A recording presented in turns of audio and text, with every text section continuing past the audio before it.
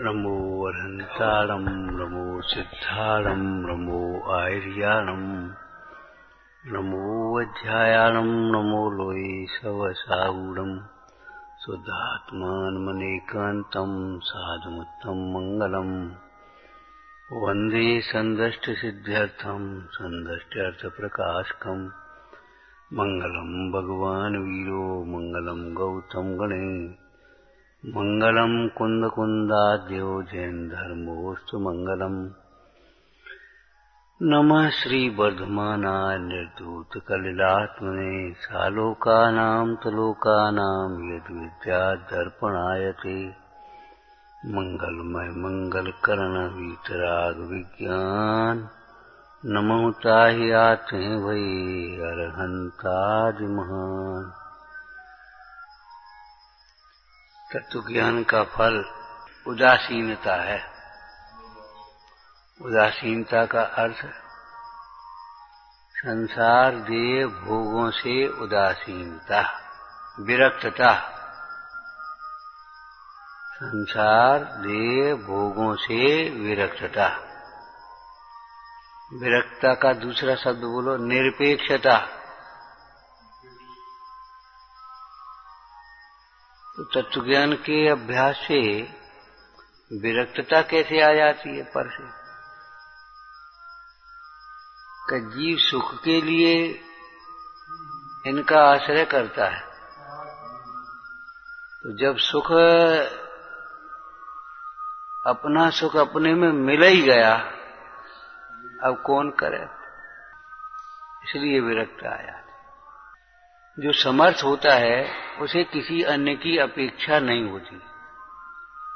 स्वावलंबी होता है उसे किसी अन्य की अपेक्षा नहीं होती। जैसे तुम्हारा यहां मान लो एक लौकिक दृष्टांत है, घर है, घर पर सारी व्यवस्था है। अब आपको कोई अपेक्षा नहीं होती कि हमसे कोई कहे चलो भैया घर चलो, घर पे ही भोजन कर लेना। अगर कोई कहे भी तो क्या कहोगे? नहीं नहीं, सब व्यवस्था है, कोई बात नहीं, सब है। नहीं हो तो अपेक्षा हो, है तो फिर क्या अपेक्षा हो बता। ऐसे जिसे आत्मज्ञान नहीं है, आत्मिक सुख नहीं है, उसे सुख के लिए इन बाह्य पदार्थों की अपेक्षा होती है। अपेक्षा कहो, चाह कहो, अभिलाषा कहो। जब अपना सुख अपने में मिल ही गया, देख लिया, अब फिर कहां से अपेक्षा हो? क्या करें बता। इसको दूसरी भाषा में कल 2 दिन पहले क्या कहा था? दुख भाव ही पर का अवलंबन करता है। दुखी ही पर की ओर देखता है। ये लक्षण है, जो पर की ओर देखता है वह दुखी। दुखी व्यक्ति ही पर की ओर देखता है। सुखी यदि पर की ओर देखता हो तो भगवान भी पर की ओर देखते होते। आत्म ध्यान के आनंद में स्थित मुनीश्वर भी पर की ओर देख रहे होते,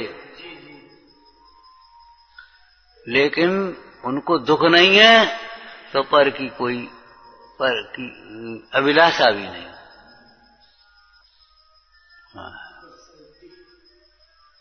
तो उदासीनता तत्वज्ञान के अभ्यास से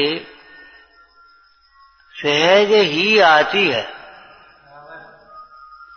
तत्वज्ञान के बिना उदासीनता का उपदेश देते देते मुनीश्वर बार बार समझाएं। मुनीश्वर, और तो भी विरक्ता नहीं आती। क्यों? विरक्ता भीतर से आती है, बाहर से थोड़ी आई। जब अंतरंग में तत्वज्ञान का अभ्यास हो, अंतर के अभ्यास से विरक्तता आए, तब बाह्य उपदेश निमित्त मात्र है। निमित्तों से विरक्तता नहीं आती।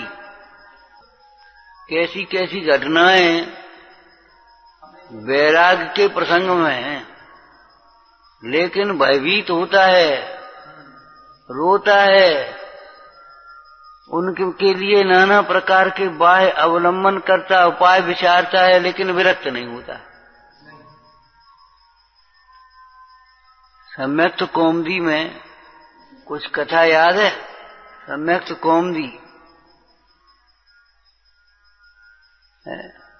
वह सेठ की छोटी रानी हाँ, छोटी स्त्री,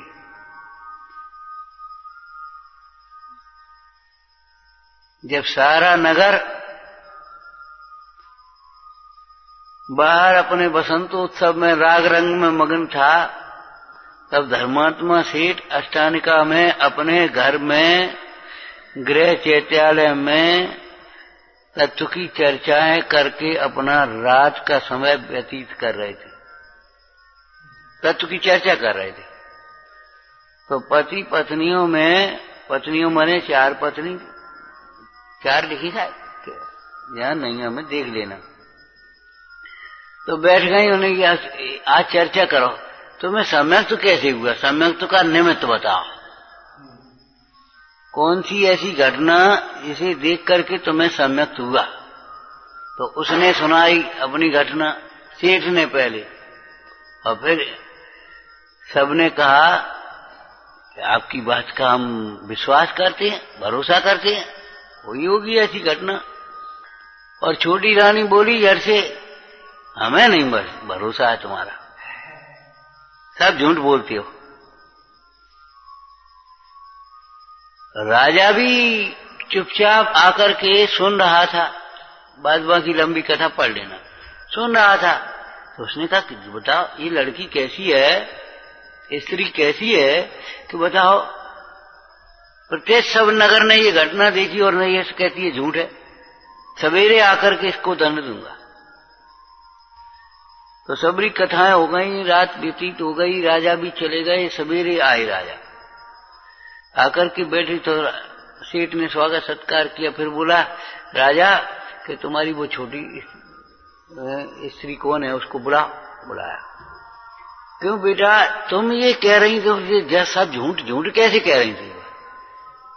बोले राजन, इन्होंने ये घटनाएं देखी और संसार में हैं अभी,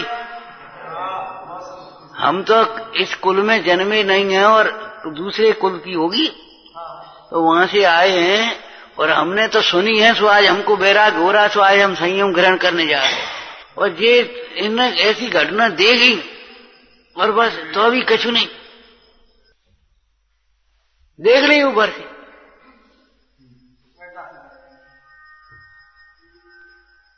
तत्व ज्ञान का अभ्यास अंतरंग में परिणामों में कोमलता आए बिना रहती नहीं है, सरलता आए बिना रहती नहीं है। शास्त्राभ्यास के फल बताओ सबका 4 में से,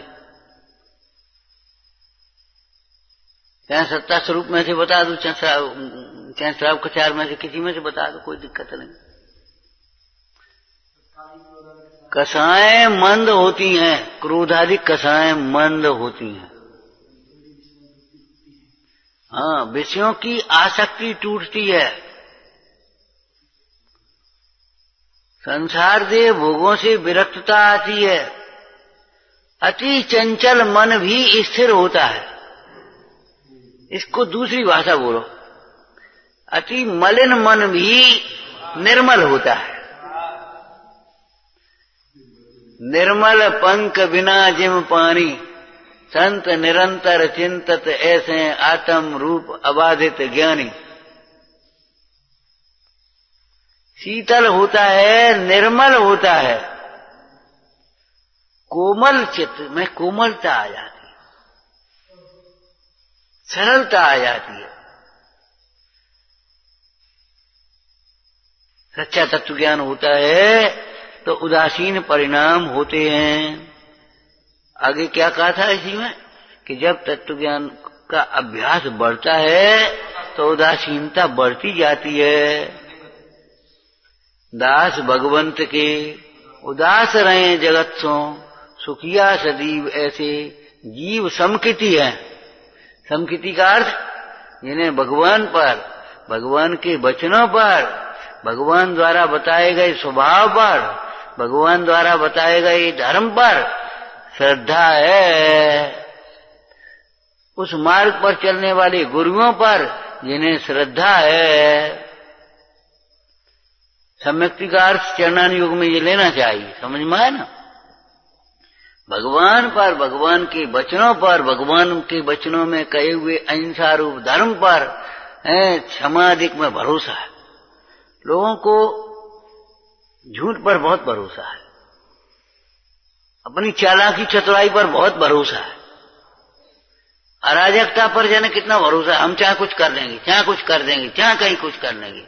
अरे ये भरोसे तुम्हारे सही नहीं है, विपरीत है।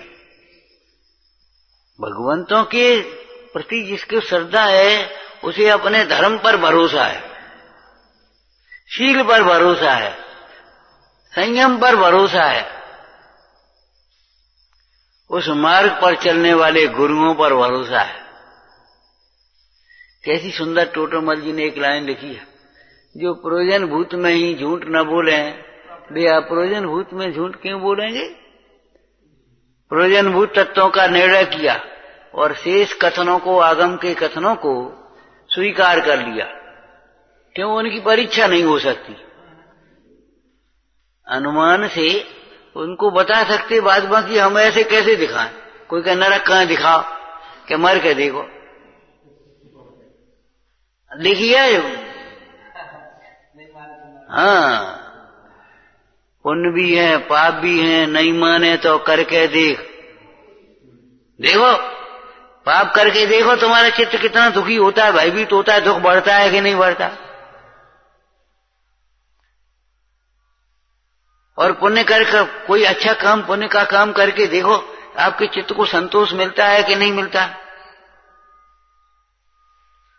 आपके चित्त में आनंद प्रसन्नता बढ़ती है कि नहीं बढ़ती, देख लो आप। पुण्य भी है, पाप भी है, नहीं माने तो करके देख, और स्वर्ग भी है, नरक भी है, नहीं माने तो मर के देख। अब हम इन आंखों से कैसे दिखा दें जी नरक है देखो, कैसे दिखाए बताओ। महाराज नंदीश्वर की पूजा करे, लेकिन नंदीश्वर देख कहाँ है, कैसे है। अरे सुख कहाँ है ये पूछो पहले, ज्ञान कहाँ है ये देखो। नंदीश्वर कहाँ है वो सब दिख जाएंगे, लेकिन सुख कहाँ है पहले ये बात को समझो, जिससे तुम्हारा उपयोग अंतर्मुखी हो जाए। अंतर्मुखी उपयोग होने पर स्वानुभव होगा, स्वानुभव होने पर ज्ञान सम्यक आएगा, सम्यक हो जाएगा, और सम्यक ज्ञान की स्वच्छता में क्षयोपशम के अनुसार वो सब भी ज्ञान में आ जाए। और ध्यान रखना, जिनागम में प्रत्यक्ष प्रमाण तो है ही, परोक्ष प्रमाण भी है, अनुमान प्रमाण भी है, आगम प्रमाण भी है। जो केवल प्रत्यक्ष को प्रमाण को मानता है, ऐसा भी एक दर्शन है। प्रत्यक्ष मानता है, परोक्ष को नहीं मानता। तो हम कहते परोक्ष नहीं मानता, कौन नहीं मानेगा परोक्ष को। तुम्हारे दादा के दादा नहीं थे, प्रत्यक्ष तो नहीं है, ये कोई बात है ही। अनुमान से, युक्ति से, आगम से है, परोक्ष प्रमाण की भी सिद्धि है, ऐसा नहीं परोक्ष। और सर्वज्ञ सिद्धि में तो एक बात लिखी है, जो जो किसी के परोक्ष होती है वस्तु, वह किसी न किसी के प्रत्यक्ष भी होती है, और जिसके सारा लोकालोक प्रत्यक्ष होता है वह सर्वज्ञ होता है। सर्वज्ञ की सिद्धि किया। तो ज्यों ज्यों ज्ञानाभ्यास बढ़ता है, त्यों त्यों उदासीन परिणाम होते, बढ़ते जाते हैं।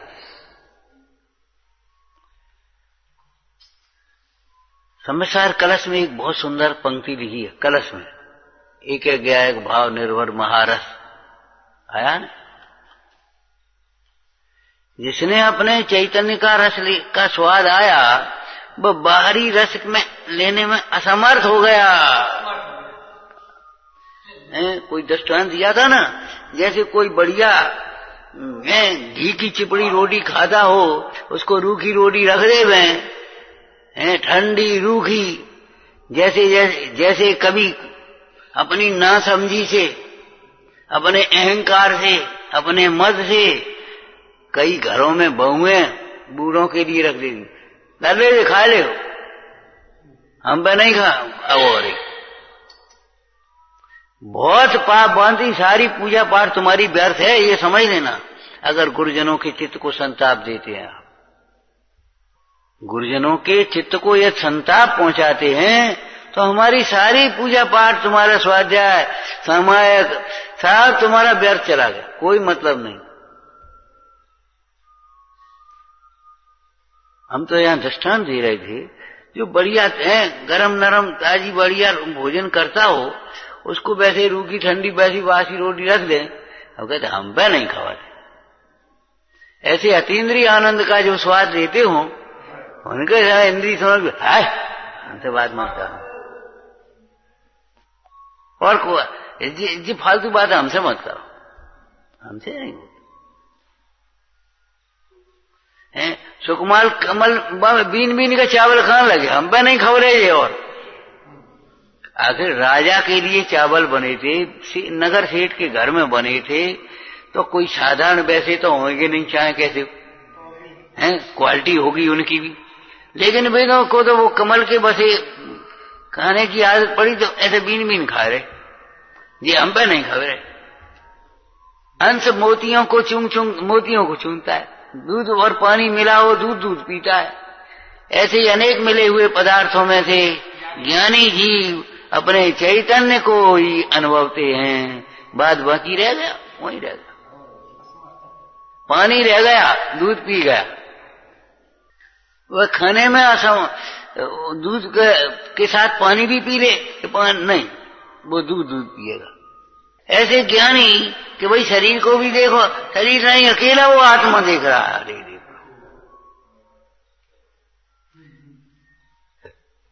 जब तक निराकुल स्वाद नहीं आया तब तक ही ये इंद्रिय के विषय आकर्षित करते हैं। जब निराकुल का स्वाद आया तो ये विषयों से अपने आप विरक्ति हो जाती है, होती है, और तत्व ज्ञान के अभ्यास से वैराग्य बढ़ता है। एक पंक्ति कही थी, चौथे गुणस्थान से, पहले गुणस्थान से तो क्या होता है, घटता हुआ अशुभोपयोग। उसका दूसरा शब्द बोलो, घटता हुआ विषयानुराग। अशुभोपयोग माने विषयानुराग, पंचेंद्रिय के विषयों का अनुराग है, इच्छा अभिलाषा प्रवृत्ति घटती चली जाती है, घटता हुआ अशुभोपयोग। तो विषयों का अनुराग घटता है तो क्या होता है, विषय के साधन भी, विषयों के साधनों का भी अनुराग घटता है। स्त्री के प्रति अनुराग घटता है, पुत्रादि के प्रति अनुराग घटता है, परिवार के प्रति अनुराग घटता है, व्यापार के प्रति अनुराग घटता है, पैसा के प्रति अनुराग घटता है, पद प्रतिष्ठा के प्रति अनुराग घटता है। ये काय के लिए, विषय के लिए तो है। अरे आदमी पैसा, गरीब आदमी हो चाहे अमीर आदमी, पैसा जोत काय को, अब की एक मकान बनवाएंगे बढ़िया, अब की एक गाड़ी लाएंगे, अरे काय करे उसका अनुराग काय से घटता हुआ विषयानुराग। और विषयों की ग्रहण करने वाली इंद्रियों, और इंद्रियां जिस शरीर का अंग है, उस शरीर के प्रति अनुराग घटता है। अपने नेक पसीना नेक मैलाया तो ऐसे ऐसे रगड़न लगा, स्वाध्याय कच्छ भाई रगड़न लगे कहो तो। और मुनि भगवंतों को देखो, पसीना चल रहा है, धूला चल रही है, चिपक गई, ऐसे नहीं रगड़ रहे, इतनी इतनी मोटी परत पड़ जाती, पसीना पसीना पर धूल चिपक गई, चिपक गई, फैली गई। मलिन देह को देख महामुनि, मलिन भाव और ना करे। मलिन भाव का मतलब उसे छुटाने का भाव मलिन भाव है।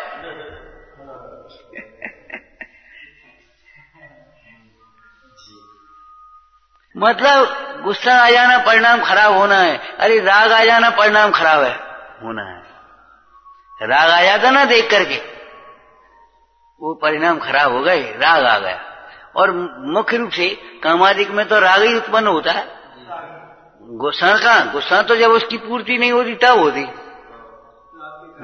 हमें राग आया इसके प्रति और ये बीच में आ गया, तू कैसे बीच में आ गया? गुस्सा तो उसके बाधक के प्रति आती है, उसके प्रति क्या गुस्सा है? उसके प्रति तो राग है। तो विषयानुराग, विषयों के राग से ही काय का? इंद्रियों का, शरीर का। ब्रह्मचर्य द्वारा पढ़ लेना, ब्रह्मचर्य विंशतिका में विशेषता मिट जाने से शरीर संबंधी अनुराग भी छूट जाता है, शरीर के पोषण का भाव चला जाता है। कहाँ करने? तो चौथे गुण, वो पहले गुणस्थान से चौथे गुणस्थान तक क्या होता है? घटता हुआ विषयानुराग। देखो उदासीनता की चर्चा कर रहे, घटता हुआ विषयानुराग। इसका अर्थ बताओ थोड़ा सा। इसका मतलब ये है, जब तक तुम्हारा विषयानुराग मंद नहीं होता तब तक आप समत्व के पात्र भी नहीं हुए, ये कह रहे हो भाई। करणान योग, चरणान योग, द्रव्यान योग, ये सब अलग अलग तो नहीं होंगे। राग का पोषक तो नहीं हो सकता। अगर तुम्हारा विषयों का अनुराग मंद नहीं होता है तब तक आप सम्यक्त्व के सन्मुख नहीं हुए। सम्यक्त्व के सन्मुख हुए बिना सम्यक्त्व कैसे होंगे? अच्छा, अब जब सम्यक्ति हुआ तो अब विषयानुराग तो इधर मंद होता ही गया। अब क्या होता है? बढ़ता हुआ शुभोपयोग। तो बढ़ता हुआ शुभोपयोग का क्या अर्थ है? बढ़ता हुआ धर्मानुराग। तो धर्मानुराग का भी ऐसे ही अर्थ करो। धर्मानुराग का मतलब वीतराग भाव के प्रकट करने की भावना बढ़ती जाती है। कब स्वरूप में लीन हूं, कब स्वरूप में लीन हूं, कब पूर्ण वीतरागता हो। समयसार का अर्थ शब्द बोलो, मम परम विशुद्धि भवतु। सैवक दशा में है, मुझे कब ऐसा दिन आए है, कब मैं साध स्वरूप धरूंगा। वो निर्गंत पद की भावना। अविरति में है, असंयमी है, तो अभी संयम की भावना। धार सके नहीं संयम धारण की ओर। तो बढ़ता हुआ धर्मानुराग। तो एक तो धर्मानुराग माने वीतराग परिणाम को प्राप्त करने की तीव्र लालसा, तीव्र लालसा। संयम के प्राप्त करने की तीव्र लालसा, ये विषयानुराग धर्मानुराग हो गया। अब इसी के निमित्त से बोलो, जब धर्मानुराग है तो धर्मात्माओं के प्रति भी उसी प्रकार बढ़ता हुआ धर्मानुराग। धर्मात्माओं के प्रति अनुराग बढ़ता जाता है, स्त्री पुत्र कुटुंब आदि के प्रति घटता जाता है, और धर्मात्मा धर्मायतनों के प्रति अनुराग बढ़ता जाता है। और जब जहां अनुराग बढ़ेगा वहां फिर समर्पण। फिर जैसे माता अपने पुत्र की संभाल करती है, ऐसे वह धर्मात्मा दूसरे धर्मात्माओं की संभाल करता है। जैसे पुत्र माता का उपकार मानता है, अंत वह माता की सेवा शुश्रूषा अधिक करता है, ऐसे वह फिर धर्मात्माओं की सेवा शुश्रूषा करता है।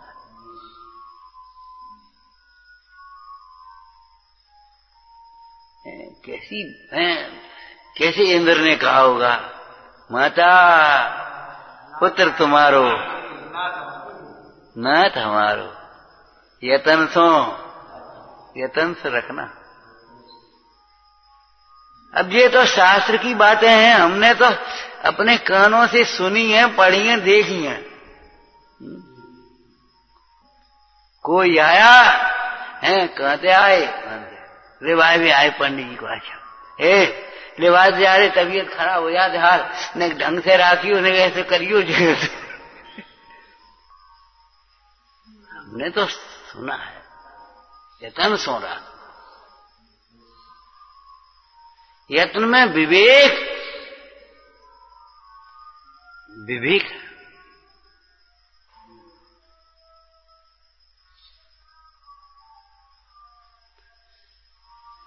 एक यत्न में सारी मतलब युक्ति भक्ति सब अंतर्गर्भित हो गई।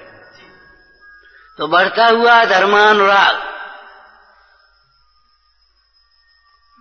इधर घटता हुआ विषयानुराग, दोनों साथ में चलते हैं। अब जब विषयानुराग घटेगा तो धर्मानुराग बढ़ेगा। तो वहां भी पहले गुणस्थान से भी विषयानुराग घटता है, धर्मानुराग बढ़ता जाता है। अभी वहां वीतराग भाव नहीं आया। अब चौथे गुणस्थान से धर्मानुराग बढ़ता है तो उसी अनुपात में उसकी वीतरागता भी अंतरंग में बढ़ती चली जाती है। उसकी वीतरागता बढ़ती जाती, जैसे आपकी समृद्धि बढ़ती जाए तो फिर आपके घर की व्यवस्था सवरी बदलती जाती, बढ़ती जाती। बोलो, पहले आपके पास पैसा नहीं था, कम था, बहुत अपनी गुजर करती थी तो एक छप्पर डाल दिया था या एक टीन डाल रही थी। अब पैसा बढ़ गया तो नहीं, ये टीन हटाओ, छत डालो, तो वैसे कर दिया था। उन्हें अब नहीं, ये कल पोते थे, उन्हें कुछ नहीं, अब जी बस पोतो। पहले वो ऐसा लगा लिया था, उन्हें अब ऐसे करो। जहां आपकी समृद्धि बढ़ती है तो रुचि के अनुसार, ध्यान रखना, रुचि के अनुसार वहां फिर सारी व्यवस्था बढ़ती है। ऐसे ही जब धर्मानुराग बढ़ता है तो उसके साथ साथ अंतरंग में वीतरागता बढ़ती है। क्यों? धर्मानुराग शब्द में जो धर्म शब्द का अर्थ तो वीतराग ही है। धर्मानुराग का दूसरा शब्द वीतरागता के प्रति अनुराग। इसी आधार से हमने उसका अर्थ कर दिया था। बोलो, वीतरागता को इष्ट जानकर चाहना कि हे भगवान, ऐसी वीतरागता हमारे कब प्रकट हो। ऐसी वीतरागता हमारे कब प्रकट हो। और उसी से सहन करने की शक्ति आती है। क्यों भैया, कुछ किया होमवर्क, 22 परीक्षा रख करके बैठे, सहन शक्ति। हाँ, अब कहाँ, ये तो बहनों का काम, बहनों से कह रहे होंगे, बहुत बुरी आदत है ये, कई दफे कह चुके। अच्छी बात नहीं है। कह घंटे पढ़ते हो बंद कर, बस अपना अलग से विषय पढ़ते हो, ये बात ठीक नहीं है। इसके अभ्यास करो भैया, बिना अभ्यास करे थोड़ी चलेगा। इनमें तुम में का अंतर हो? कभी नहीं। चिंतन करो खोल के। क्यों? हमें याद नहीं है इसलिए पुस्तक खोल के चिंतन करो। अगर याद है तो वैसे ही चिंतन करने बैठो, कोई दिक्कत नहीं है। आक्रोश वचन सहने की कैसे शक्ति बढ़ती है, रोग परिचय जीतने की कैसे शक्ति बढ़ती है, सत्कार पुरस्कार जीतने की कैसे शक्ति बढ़ती है,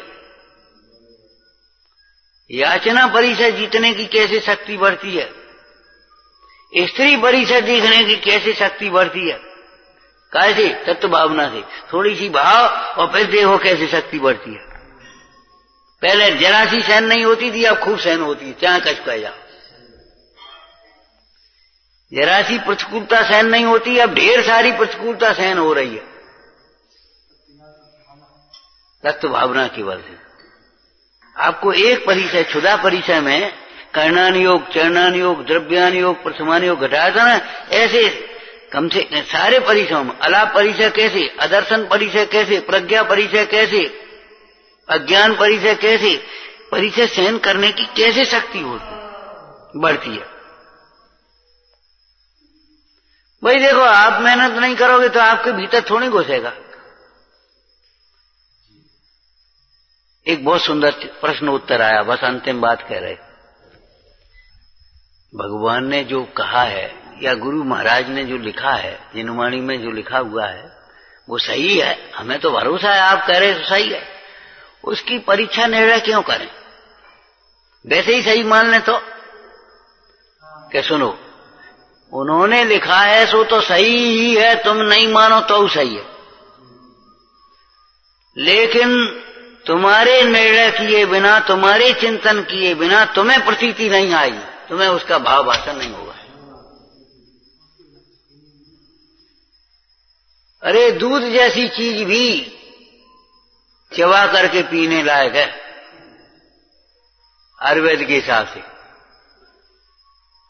पेय को खाओ और भोजन को पियो, ये आयुर्वेद का सिद्धांत है। गट गट गट गट गट गट पानी पी गए या दूध पी गए, प्यास भी बुझेगी नहीं, पेट में अफरा होगा।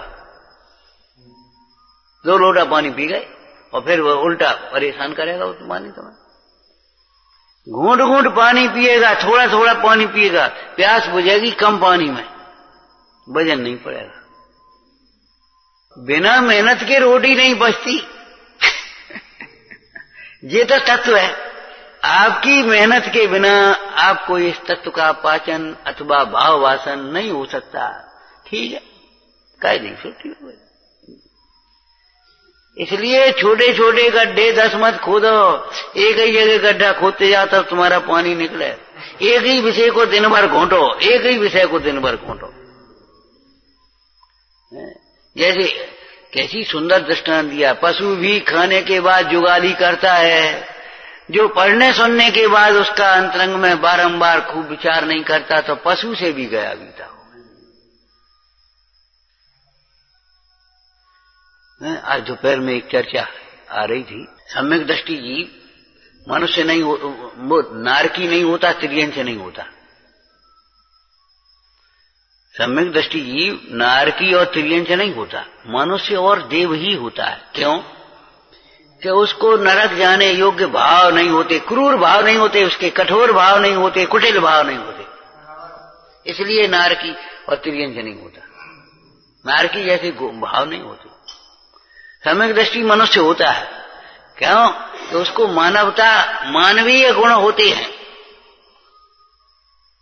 उनको व्यवहार और हे कह करके पहले से ही छोड़ दें और एक वितराग भाव में तो वितराग भाव वितराग भाव वितराग भाव तुम्हें नहीं होगा।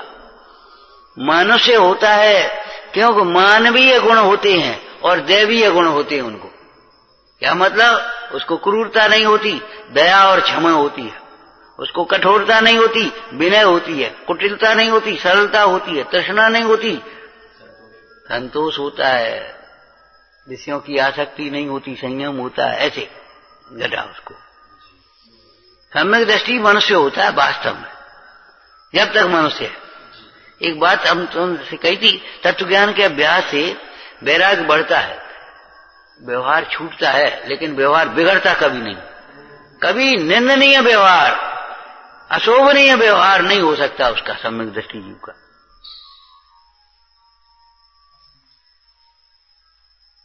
अगर होता है तो सोचना चाहिए, मुंह फुलाया है जिसने, कहीं उसको अंक्ति में तो हम नहीं आ गए।